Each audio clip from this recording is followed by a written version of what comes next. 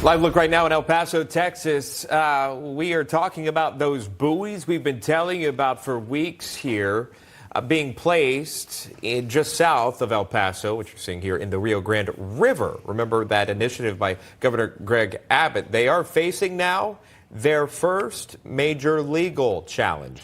Texas Governor Greg Abbott's new floating border wall here. Well, the challenge is coming from a kayak and canoe business owner that is suing the state as soon as those buoys arrived in Eagle Pass. The state claims the barriers will help stop illegal migrants from making the dangerous journey across the river to the U.S. But the lawsuit filed by Eppy's canoe and kayak team alleges the governor doesn't have the authority to do this.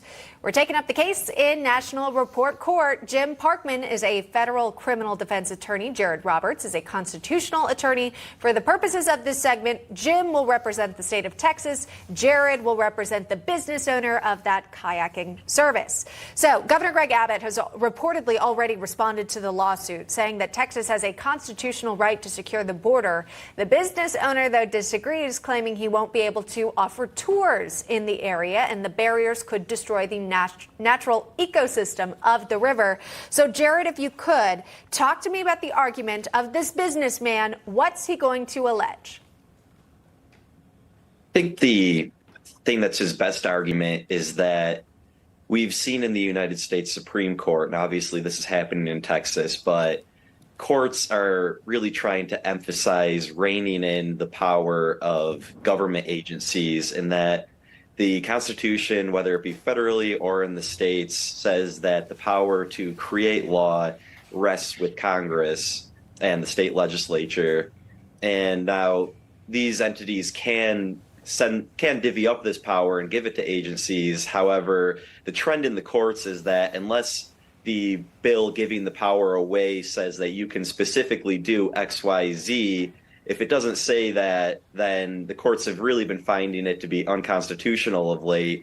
And so the best argument here would be that the state legislature in Texas never intended the governor to have this broad power. His power doesn't fall within the Disaster Act, and therefore he's acting unlawfully under the statute, essentially.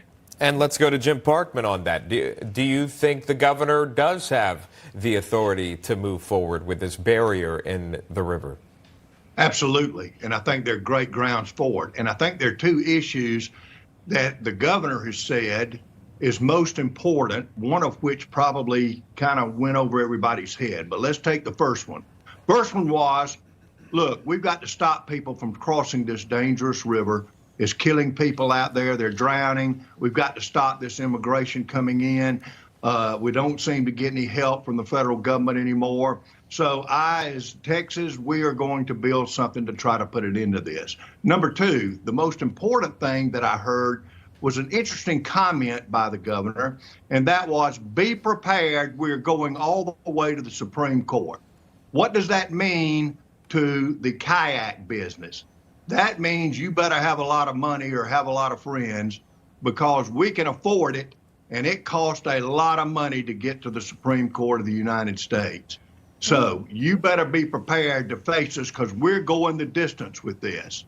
And finally, I want to say this. I think that, looking back, and I'm not as smart as Jared over here in constitutional law, but I know this. I know that lately what we've seen, for example, in Roe versus Wade, the new decision that came out, they're giving the states more power, in my opinion.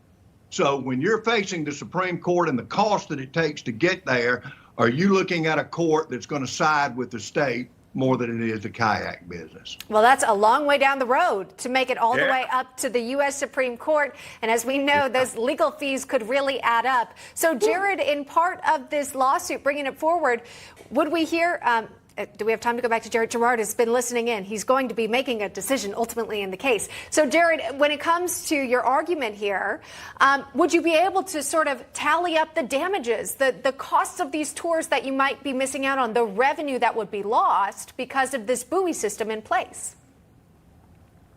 I mean, it's right. It would be an expensive fight. There would probably require a lot of expert witnesses to tally up the revenue that would be lost. I think that there is a way to do it. I think that the governor has good intentions. The Biden administration has clearly done nothing to help out the situation, so the governor has felt the need to act. However, in this way that he's acting out, it's tough to argue that Congress would have intended for him to have this power. And given the current trend in the Supreme Court of going back to the law that delegates the power, I think the Supreme Court, there's a very strong chance the Supreme Court could strike it down. Well, you're going to have to rent a lot of kayaks to make yourself available for the Supreme Court, that's for sure. We appreciate the time there of Jim Parkman and Jared Roberts. Thank you for making both sides of this case for the purposes of this segment. We appreciate that. Thank you. We'll bring back in Gerard Filitti here to play judge and jury in this, if you can. You're listening along there, obviously. And it's very interesting. Eagle Pass has seen a record number of crossings in that area. You've got the Rio Grande right there, too. And they're building these barriers that we've seen or we talked about per Governor Greg Abbott, hoping to deter those migrants coming across illegally, not only to come across legally, but also to save lives. We have reported on the drownings as well that have been happening there in the river. They put these barriers up. It looks somewhat like one of those American Gladiator game show type things, but ultimately you're not going to be able to get over there. Now this kayak company says, well, wait a minute, hey, this is going to hurt my business. Well, how do you see both sides of this, and who comes out on top? Well, I think the state of Texas has a compelling interest in the integrity of its borders, but also in the safety of its citizens and people trying even illegally to come into the state. So it's crafted this regulation, which is, very reasonably done, and it outweighs the interests of a kayak owner who wants to pursue business opportunities on the river. I think that this would come down in favor of Governor Abbott. The other point here is, we will likely see more challenges from environmental groups as well, because doing anything on the river will affect the ecosystem. So I expect to see challenges from Sierra Club and all sorts of environmental groups with similar arguments, but this is not something that'll be over anytime soon. Okay. Interesting decision there, siding with the state of Texas. Of course, this is National Report Court, so we've got Gerard's ruling on that, but we're going to wait for the real courts to actually take up the case. Where's your gavel? That's what we need. That's all we're missing. That's the next thing. We got to work on that. Thank you very much for sharing your opinion with us.